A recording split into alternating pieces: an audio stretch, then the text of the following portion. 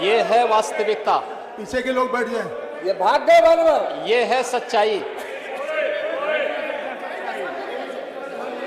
और ये सच्चाई इस बात को बताती है कि प्रतिपक्ष के हमारे इन मित्रों को अन्नदाता किसानों से कोई लेना देना नहीं। हर एक कार्य को राजनीतिक चश्मे से देख करके केवल अपने राजनीतिक स्वार्थों के लिए उसका दुरुपयोग करना है, और यही होता रहा है। दुर्भाग्य से आज़ादी के बाद से लेकर के और 2014 तक मुझे आश्चर्य होता है, पता नहीं माननीय सदस्यगण सदन में कोई नोटिस देने के पहले प्रतिपक्ष के हमारे मित्रगण उस विषय का अध्ययन करते हैं या नहीं करते हैं। मैं इस बारे में बताना चाहता हूं, 2018 में प्रदेश सरकार ने गन्ना के मूल्य में वृद्धि की थी, और किन परिस्थितियों में उत्तर प्रदेश अपनी 119 चीनी मिलों का संचालन कर रहा है, वह भी तब कोरोना कालखंड में हम सब जानते हैं जब देश के अधिकतर राज्यों में आधी से अधिक चीनी मिलें बंद हो चुकी थी। तब प्रदेश सभी 119 चीनी मिलों का संचालन कर रहा था।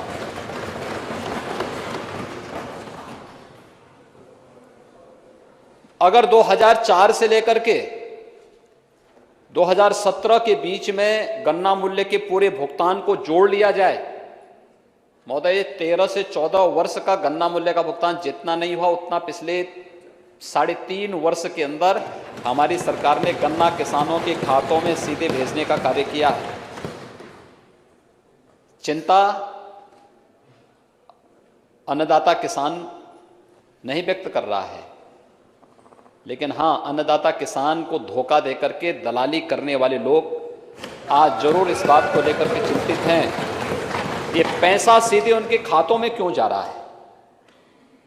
आज तो पर्ची भी उनके स्मार्टफोन पर प्राप्त हो जा रही है, तो ये जो दोषी दलाली का जरिया था वो भी समाप्त हुआ, इसलिए उनकी चिंता ज्यादा उसमें दिखती है। इसके पीछे सद्भावना नहीं, दुर्भावना ज्यादा है। और इसलिए महोदय, दुर्भावना वाली बात को, क्योंकि सच स्वीकार करने की हिम्मत नहीं, इसलिए भाग खड़े हुए, ये भाग खड़े हुए। और समाजवादी पार्टी, आश्चर्य होता है मुझे, समाजवादी पार्टी जब किसान के बारे में बोले, युवा के बारे में बोले, महिलाओं के बारे में बोले, तो मुझे आश्चर्य होता है।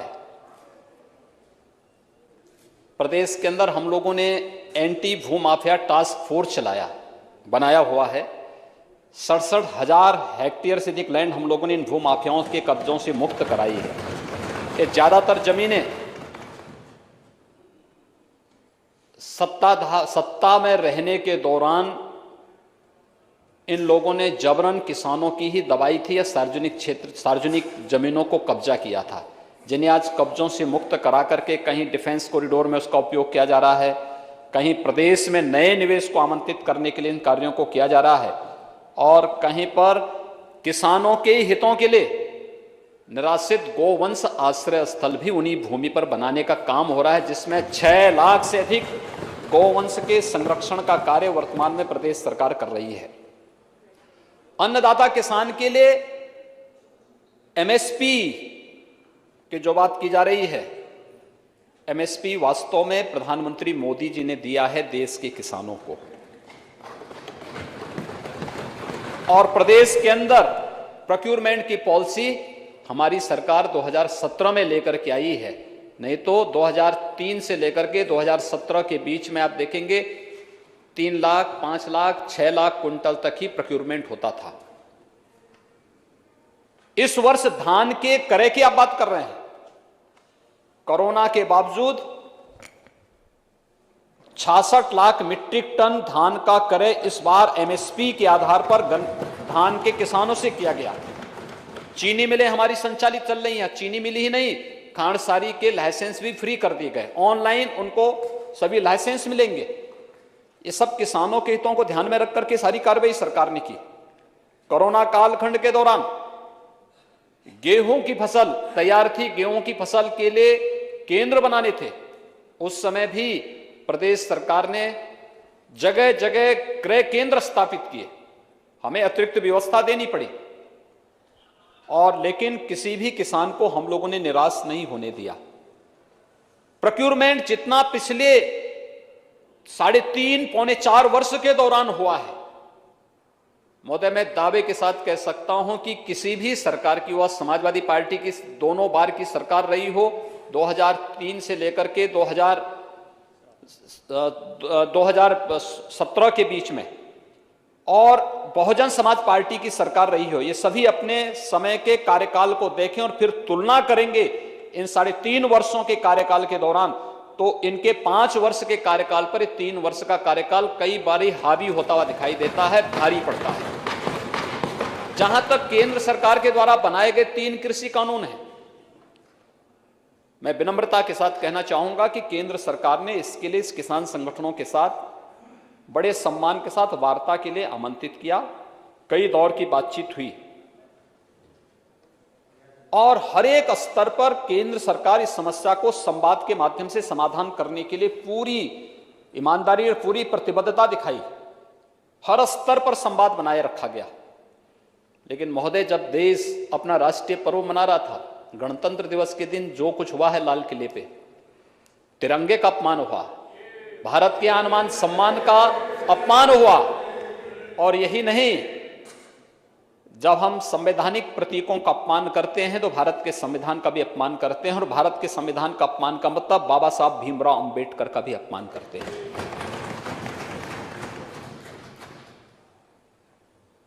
कौन वे लोग हैं जो इस आंदोलन की आड़ में आकर के भारत की छवि को देश के अंदर भी और दुनिया के अंदर भी खराब करने का प्रयास कर रहे हैं? क्या ये साजिश नहीं? जब भारत दुनिया के अंदर अपनी एक धमक के साथ आगे बढ़ रहा है,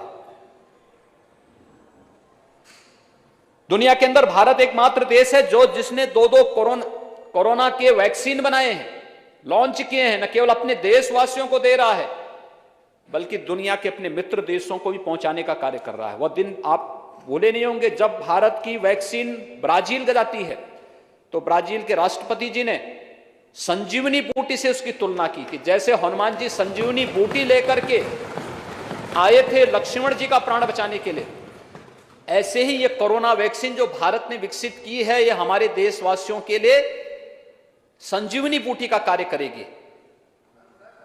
जब ये देश और यानी दुनिया के अंदर अपनी धमक को बना रहा है, जब दुनिया के अंदर भारत की एक नई पहचान बन रही है, और जब दुनिया का सबसे ज्यादा निवेश भारत के अंदर आ रहा है और सबसे अच्छे निवेश के गंतव्य के रूप में भारत एक नई धमक के साथ दुनिया के अंदर जा रहा है, दुनिया में अपनी एक नई पहचान बना रहा है, तब भारत की छवि को धूमिल करने के लिए कुत्सित प्रयास किस रूप में हो रहे हैं, ये किसी से छुपा हुआ नहीं है। ये घड़ियाली आंसू बहा देने से किसानों की समस्या का समाधान नहीं होने वाला है। किसान के लिए प्रधानमंत्री फसल बीमा योजना हो, प्रधानमंत्री कृषि सिंचाई की योजना हो, सॉयल हेल्थ कार्ड की योजना हो, या फिर एमएसपी लागत का 1.5 गुना दाम, स्वामीनाथन कमेटी की रिपोर्ट के अनुसार अगर ये 2018 में 24 जीन्स का किसी ने घोषित किया तो प्रधानमंत्री मोदी जी ने किया है। मैं उनका अभिनंदन करता हूं और पूरे सदन को, पूरे देश को प्रधानमंत्री मोदी जी का अभिनंदन करना चाहिए। और यही नहीं, देश के 12 करोड़ किसानों को प्रधानमंत्री किसान सम्मान निधि का लाभ भी देने का काम, 6,000 रुपये सालाना देने का काम किसी ने किया है तो प्रधानमंत्री मोदी जी ने किया है। किसानों के हित के लिए इतने बड़े बड़े काम हो रहे हैं। ये 3 कृषि कानून भी उसी श्रृंखला का हिस्सा है। मैं केवल एक उदाहरण आपके सामने देना चाहता हूं। उसमें से एक कानून है मंडी से संबंधित, एपीएमसी एक्ट। ये मंडी की बाध्यता को समाप्त करता है। मैं किसान हूं, अगर मेरी मर्जी आएगी मैं मंडी समिति में जाऊंगा, और मेरी मर्जी आती है कि मैं मंडी में नहीं जाना चाहता तो कहीं भी मैं अपनी उपज को बेच सकता, अपने खेत में, अपने खलिहान में, या फिर मुझे लगता है कि यूपी में अच्छा दाम नहीं मिल रहा है, मुझे यूपी के बाहर अच्छा दाम मिलेगा, मैं लेके जाऊंगा, मेरी उपज पर कोई टैक्स नहीं लगेगा। ये गारंटी देश के किसानों को ये कानून देता है। लेकिन जो बीच के दलाल हैं उनको बुरा लग रहा है। ये लाभ किसान को क्यों मिलेगा? ये लाभ किसान को क्यों देने का प्रयास हो रहा है? एक छोटा सा उदाहरण मैं देता हूं। अभी 1.5 महीने पहले मेरे पास उद्यान विभाग ने एक कार्यक्रम के लिए मुझसे अनुरोध किया कि एक स्ट्रॉबेरी फेस्टिवल है झांसी में, इसका उद्घाटन करना है। महोदय, स्ट्रॉबेरी फेस्टिवल का उद्घाटन मैं वहां पर प्रदेश के अंदर चल रहे इस आंदोलन के कारण मैं वहां फिजिकली उपस्थित नहीं हो पाया, तो मैंने उनसे आग्रह किया कि मैं वर्चुअली इसका उद्घाटन कर लूंगा। उन्होंने कहा हाँ, हम चाहते हैं केवल आप उद्घाटन कर लें। तो मैंने वर्चुअली उद्घाटन किया। बुंदेलखंड में स्ट्रॉबेरी का उत्पादन, एक नया प्रयोग, एक नया अनुभव। आदरणीय प्रधानमंत्री जी ने अपने मन की बात में उसकी चर्चा भी की। मैंने उस परिवार को बुलाया।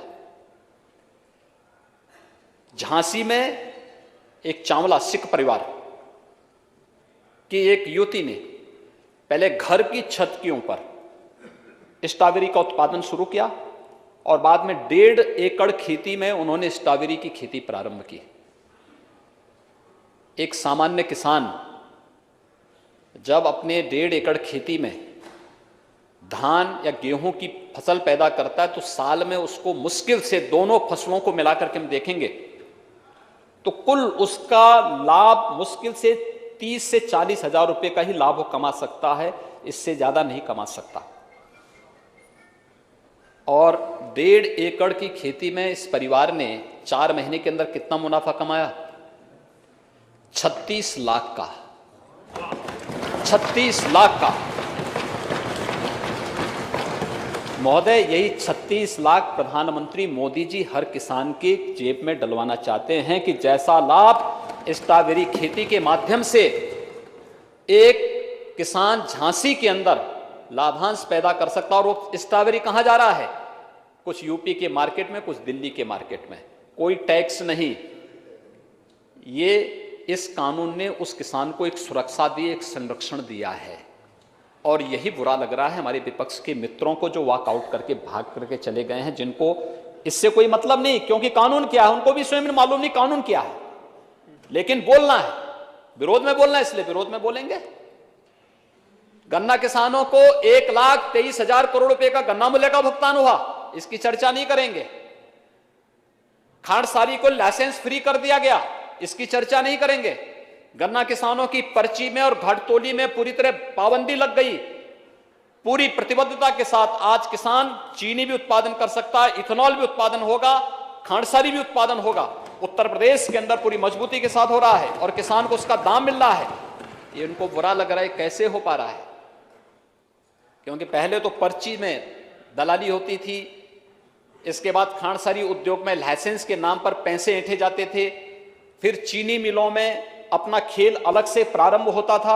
आज जब ये सारी चीजें समाप्त हो गई हैं तो विपक्ष के कुछ मित्रों को स्वाभाविक रूप से, जो इस खेल में पहले से रमे हुए खिलाड़ी हैं, तो उनको कहां से अच्छा लगेगा? तो उनकी अच्छाई, उनकी जो है जो खींच है, उस खींच को कहीं ना कहीं तो उतारने का प्रयास करेंगे ही। दूसरा, महोदय, प्रधानमंत्री जी ने बार बार कहा एमएसपी जारी रहेगी। एमएसपी पे हम आज भी धान का क्रय कर रहे हैं। 28 फरवरी तक धान का क्रय हर उस केंद्र पे जो धान क्रय के लिए केंद्र खोले गए हैं उस सब पे धान क्रय लगातार चल रहा है, कहीं कोई समस्या नहीं। बृहद पैमाने पर धान का क्रय प्रदेश के अंदर हो रहा है। उत्तर प्रदेश में मैं कहता हूं जितना हम 1 साल में क्रय कर रहे हैं, बहुजन समाजवादी पार्टी और समाजवादी पार्टी के 5-5 सालों का रिकॉर्ड आप देख लीजिए, जितना इन्होंने 5 साल में नहीं खरीदा, हमने 1 साल में उतना धान किसानों से सीधे खरीदा है और एमएसपी उनके खाते में भेजा है, सीधे उनके खाते में एमएसपी भेजा है। तो एमएसपी का लाभ किसान को देने की गारंटी भी प्रधानमंत्री जी बार बार दे रहे हैं कि एमएसपी जारी रहेगी, किसान पे निर्भर करेगा। अगर एमएसपी से ज्यादा दाम किसान को मार्केट के बाहर अगर मिलता है तो किसान को स्वतंत्रता क्यों नहीं मिलनी चाहिए कि किसान अपनी उपज को सीधे बेचे और उसका मुनाफा कमाए। तीसरा, कॉन्ट्रैक्ट फार्मिंग की जो बात है, ये कॉन्ट्रैक्ट फार्मिंग ये म्यूचुअल अंडरस्टैंडिंग होती है और उसमें किसान के पक्ष में वह म्यूचुअल अंडरस्टैंडिंग होना है। किसी ऐसे व्यक्ति के पक्ष में नहीं। और इसके लिए तो अब एफपीओज बनाने की दिशा में भी प्रयास प्रारंभ हुए हैं। देश के अंदर 1000 नए एफपीओज गठन 10,000 नए एफपीओज गठन के लिए भारत सरकार सहयोग कर रही है। प्रदेश के अंदर हमने इस प्रक्रिया को आगे बढ़ाना प्रारंभ किया है। हर विकास खंड में एक किसान उत्पादक संगठन बना करके किसान को अधिक से अधिक मुनाफा देने की कार्रवाई प्रारंभ हो रही है। एफपीओज का मतलब या कॉन्ट्रैक्ट फार्मिंग का मतलब यह है कि सभी लोग एक साथ, अब आप देखेंगे पश्चिम में बड़ी जोत के किसान हैं, लेकिन अगर आप पूरब में जाएंगे तो पूरब में छोटी जोत के किसान हैं। सभी लोग छोटी छोटी खेती का काम करते हैं। अगर इसी में कुछ किसान खेती के साथ जुड़े हैं, कुछ फूड प्रोसेसिंग के साथ जुड़ जाएं, कुछ लोग किसी अन्य उसके साथ इथेनॉल के साथ जुड़ जाएं, कुछ लोग बायोफ्यूल के साथ जुड़ जाएं और उसी एक खेती को व्यवस्थित रूप से संचालित करके आगे बढ़ा दिया जाए, मैकेनाइज खेती उसमें प्रारंभ कर दी जाए, मुनाफा तो हर एक किसान की जितना रुपया होगा उसके अनुसार, जहां वह 10,000 रुपये कमा रहा है अपने खेत के छोटे से टुकड़े में साल में, अगर उसी में उसको 1 लाख रुपए या 5 लाख रुपए सालाना मिल जाए तो किसान के चेहरे पर खुशहाली लाने का प्रयास है और किसान के आमदनी को कई गुना बढ़ाने की प्रक्रिया के हिस्से हैं, जिससे उसके चेहरे पर खुशहाली आए। और अन्नदाता किसानों के हित के लिए बनाए गए कानून को देश के सभी प्रगतिशील किसानों ने उसका सम्मान किया है, स्वागत किया है। लेकिन उसके आड़ में देश में अराजकता पैदा करने का प्रयास कुत्सित निहित तत्वों के द्वारा करने का जो प्रयास हो रहा है, ये मुझे लगता है कि स्वीकार्य नहीं होना चाहिए और कोई भी स्वाभिमानी समाज इसको स्वीकार नहीं कर सकता है।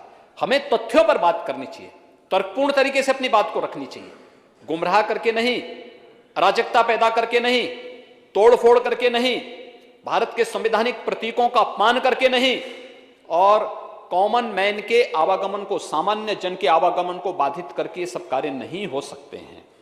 हमें समस्या का समाधान, अगर कहीं कोई कंफ्यूजन है, समाधान संवाद से होगा। लोकतंत्र संवाद की सबसे बड़ी ताकत है। ये लोकतंत्र की ताकत है संवाद। इसमें सहमति असहमति होगी, लेकिन सहमति और सहमति असहमति के बीच में समन्वय स्थापित करना, यही तो लोकतंत्र का काम है। और बार बार इस चीज के लिए केंद्र सरकार कह रही है। आदरणीय प्रधानमंत्री जी ने इस बात को भी कहा कि भाई तो विकल्प है, इस विकल्प पे आप विचार करिए। हर प्रकार के आश्वासन दिए गए हैं और उस आश्वासन के साथ मैं तो फिर भी अपील करूंगा सभी उन संगठनों से, यानी जो लोग अराजकता फैलाने पे उतारू हैं, वो पक्ष अलग है, वो तो हर परिस्थिति में करेगा, वो तब भी करते थे।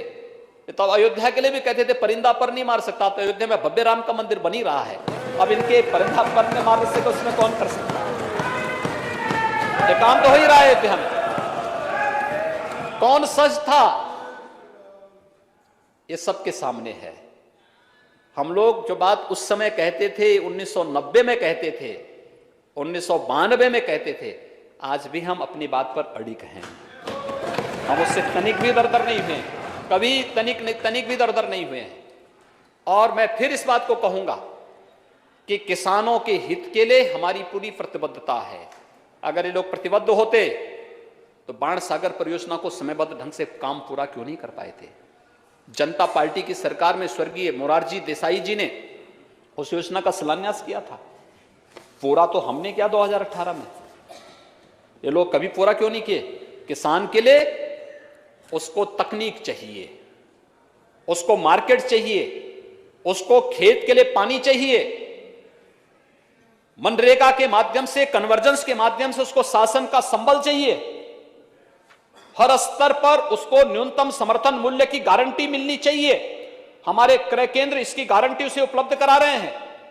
लेकिन इन सब से इतर जिन लोगों ने किसानों के हकों पर डकैती डालने का काम किया, जिन लोगों ने अपनी सरकार के समय किसानों पर जुल्म ढाए, जिन लोगों ने किसानों को कि यानी गन्ना किसान कितना हतप्रद हो चुका था। 2017 में जब हम आए थे, 2010-11 से गन्ना मूल्य का बकाया बाकी था। किसकी सरकार थी 10-11 में? 12 से 17 के बीच में किसकी सरकार थी?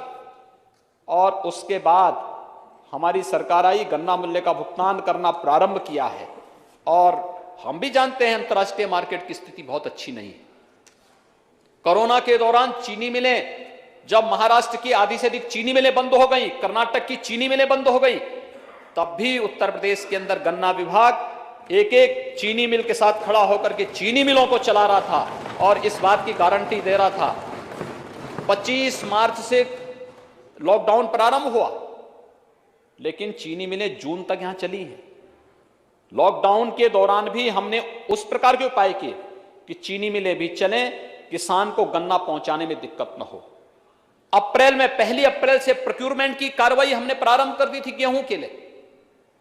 जब लॉकडाउन था, उत्तर प्रदेश पहला राज्य था जहां पे गेहूं क्रय केंद्र स्थापित हो गए थे और किसानों को वहां तक पहुंचाने, वहां तक लाने आवश्यकता पड़ती थी तो खेत में जाकर के ही हमारे अधिकारी कर्मचारी वहीं जाकर के उनसे क्रय करते थे कि भाई आपको परेशानी न हो।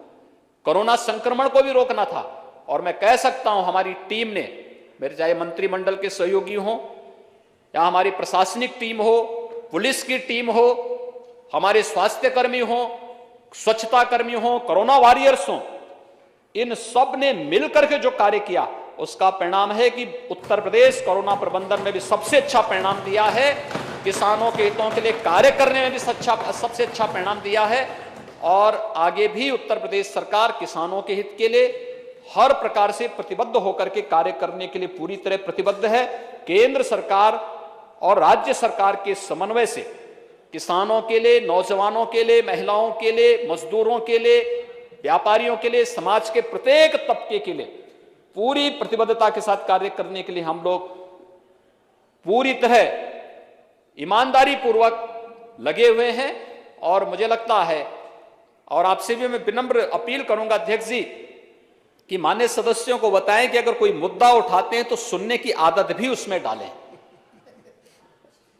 देखिए, उस बिगड़ेल खिलाड़ी की तरह हम लोगों को आदत बंद करनी चाहिए कि जो खेल की शुरुआत करके अधूरे में छोड़ करके भाग खड़े होते हैं। और ये समाजवादी पार्टी की आदत है कि हमेशा जब उनको लगता है कि अब उनके पास कोई मुद्दा नहीं बचा हुआ है, ये लोग तो वैसे भी